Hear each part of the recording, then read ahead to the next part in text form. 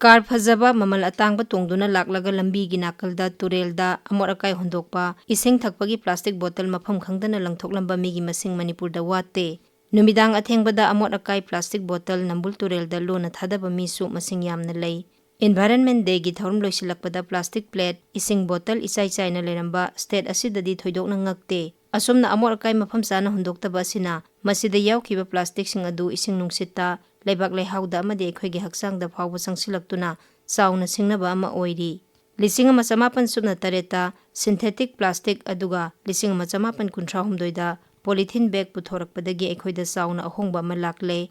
अरुम्बा हंथाबा मपुंसी सांगबा ममल यामदबा अमदि इसिंगना लाइना फावरगा चटपा ngamdabana इमुंग मनुंगदा सिजनबा पोटलमसिंगदगी हौरगा एस्ट्रोनॉटसिंगना set चाबा फिजोल फावबा plastic की मथौ यामना लेरे सानापोट लेटेंगी पोटलमसिंग चाना थकनबा यावना अतै पोटलमसिंग योमबा युमकै साबा लंबी सेंबा इलेक्ट्रॉनिक्स की पोटलमसिंग इंजिन पानबा गारीसिंग अमदि लानगी खुसु खोलाइना सिंगबा साबदा प्लास्टिक की अचौबा फिदा फंगली प्लास्टिक न पीरिबा खुदोंचाबा कया असिना अखोइना प्लास्टिक यावदना हिंगबदा ओइथोक्तबा अमा ओइहली कुमजा लिसिंग मा चमापन यांखैदा मालेमगी ओइना चाउराकना चहीदा प्लास्टिक मिलियन टन अनि पुथोकलंबदगी लिसिंग अनि कुनमरीदा मिलियन टन चमरी निफु यौखी UN की मतुंग इनदी मिलियन टन लिसिंग मचनी फावो यौरकनी हाइरी federation of Indian chambers of commerce and industry की मतुंग इना सही अमदा मी अमना प्लास्टिक सिजनबगी सांग असी USA दा किलोग्राम 158 यूरोपियन यूनियन दा किलोग्राम 35 चाइना दा किलोग्राम 39 अदुगा मालेमगी ओइना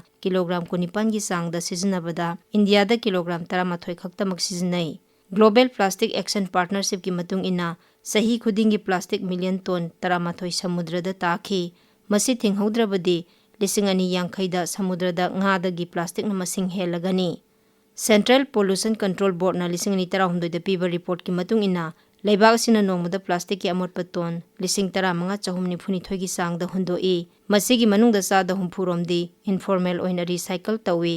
मालेमगी ओइनादी चादा 13 खक्तमक रिसाइकल तवी लेमहौरिबा अतै प्लास्टिक सिंग अदु लंबी लमजाउदा लमहांगदा खोंगबा लुकपानदा पाता तुरेलदा अमोट अकाई हुंदोकफमदा अमदि अतै मफमसिंगदा साइथोक्तुना लई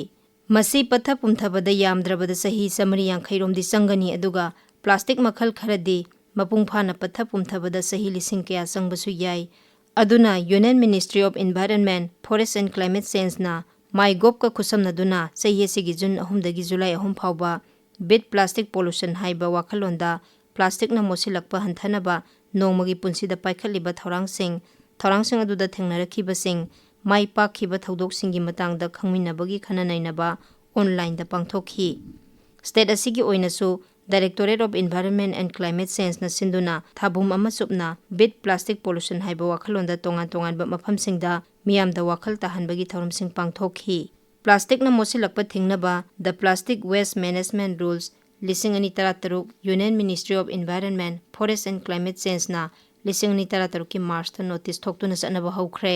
रूल्स असिगी मतुंग इना प्लास्टिक की अमोट पसिंग अतै पोलमसिंग यानसिन हंदना तोखाइना थमदुना अमुक हना सिजनबा अमसुंग रिसाइकल तौबा यानबा पांदम थमली रूल्स असि ngaktabasinggi mathakta sairak piba yabagi sakti leidunasु masibu mapung phana thabakta onthokpadi ngamdri plastic हाइबसी मियोबदा यामना कानबा मसिगी महूत सिनबा ngamba पोलम अमता हौजिक फावबा लेट्रिबना मसिगा लोइना नाइखोइना हिंगमिनबा तंबा ताई इंपीरियल केमिकल इंडस्ट्रीज ICI कौबा पॉलिथीन पुथोखिबा ब्रिटिश कंपनी असिना लिसिंग मचमापन मिरफुदरा दा बायोपोल हाइबा लाइना पथा पुमथबा ngamba प्लास्टिक मखल अमा सांgyeng ओइना पुथोखरे हिदाक मखल खरा सिजनदुना प्लास्टिक पथा पुमथानबा सांgyeng कयासु तोंगान तोंगानबा थिजिन हुमजिन तौबसिंग चथरी समुद्रगी इसिंगदा तुम्बा ngamba प्लास्टिक मखल अमसु जापान पुथोखरे अदुबु हौजिक एखोइना सिजनरिबा प्लास्टिक असिगा चांगदमनबदा ममल हेना वांगबना प्लास्टिक की महूत सिनबा ngamdri अदुना प्लास्टिक हंथना सिजनबा यामनमक मथौ तारी पोचै लेबदा युमदगी फीगी नत्रगा सेगी खावपुबा अमुक हना सिजनबा याबा प्लास्टिक नत्रबदी लौदबा पोट मचित मचित लेदबा सक्सा हैजानबदा प्लास्टिक बोतल की महूत स्टील ग्लास सिजनबा प्लास्टिक याउदबा पोलम सिंगदे हेना मियेंग थंबा यारिबा मखै मोसिन हंदना अमुक हना सिजनबा असिना चिंगबा तौबिबा याय सिजनबा याद्रबा प्लास्टिक सिंग मफम साना लोइसिनबा मी उद्रिङैदा तुरेलदा खोंबा लुकपा नत्रगा लमहांगदा हुंदोकपगी हैनबी थादोकपा अतै अमोट अकाइदगी प्लास्टिक तोखाइना थंबिबा मै थाबना चिंगबा तौबिरोइदबनी मियामगी पाकुंबा मफम सिंगदा लमकोइबा लाकपा सिंगना पुरकपा प्लास्टिक की पोलम मसिंग थीदुना मसिंगी मतुंग इना सिक्योरिटी डिपोजिट लौबा ꯊꯣꯔꯛꯄꯗ ꯃꯁꯤꯡ ꯁꯨꯔꯛꯇ꯭ꯔꯕꯗꯤ ꯄꯣꯠꯂꯝ ꯃꯁꯤꯡꯒꯤ ꯃꯇꯨꯡ ꯏꯟꯅ ꯗꯤꯄꯣꯖꯤꯠ ꯃꯠꯄ ꯑꯁꯤꯅꯆꯤꯡꯕ ꯇꯧꯕ ꯀꯥꯟꯅꯒꯅꯤ꯫ ꯂꯩꯀꯥꯏꯒꯤ ꯑꯣꯏꯅ ꯀꯃꯤꯇꯤꯒꯨꯝꯕ ꯁꯦꯝꯗꯨꯅ ꯄ꯭ꯂꯥꯁꯇꯤꯛ ꯐ꯭ꯔꯤ ꯂꯩꯀꯥꯏ ꯑꯣꯏꯍꯟꯅꯕ ꯍꯣꯠꯅꯕ, ꯑꯊꯣꯏ ꯑꯍꯦꯟ ꯇꯥꯟꯅꯗꯨꯅ ꯃꯅꯥ ꯃꯊꯨꯝ ꯄꯤꯕꯁꯨ ꯀꯥꯟꯅꯒꯅꯤ꯫ ꯃꯅꯤꯄꯨꯔꯒꯤ ꯎꯈ꯭ꯔꯨꯜ ꯑꯃꯗꯤ ꯃꯍꯥꯔꯥꯁꯇ꯭ꯔꯒꯤ ꯕꯦꯟꯒꯨꯔꯂꯥ ꯌꯥꯎꯅ ꯂꯩꯕꯥꯛ ꯑꯁꯤꯒꯤ ꯗꯤꯁꯇ꯭ꯔꯤꯛ ꯈꯔꯗ ꯃꯄꯨꯡ ꯐꯥꯅ ꯄ꯭ꯂꯥꯁꯇꯤꯛ ꯁꯤꯖꯤꯟꯅꯕ ꯇꯣꯛꯅꯔꯛꯄ ꯑꯁꯤꯅ ꯑꯩꯈꯣꯏꯗ ꯑꯆꯧꯕ ꯄꯥꯔꯥ ꯑꯃ ꯑꯣꯏꯗꯨꯅ ꯇꯨꯡꯒꯤ ꯃꯤꯔꯣꯜꯒꯤ ꯈꯜꯂꯒ ꯉꯁꯤꯗꯒꯤ ꯑꯩꯈꯣꯏꯁꯨ ꯄ꯭ꯂꯥꯁꯇꯤꯛ ꯁꯤꯖꯤꯟꯅꯕ ꯍꯟꯊꯔꯁꯤ, ꯉꯝꯂꯕꯗꯤ ꯇꯣꯛꯂꯁꯤ꯫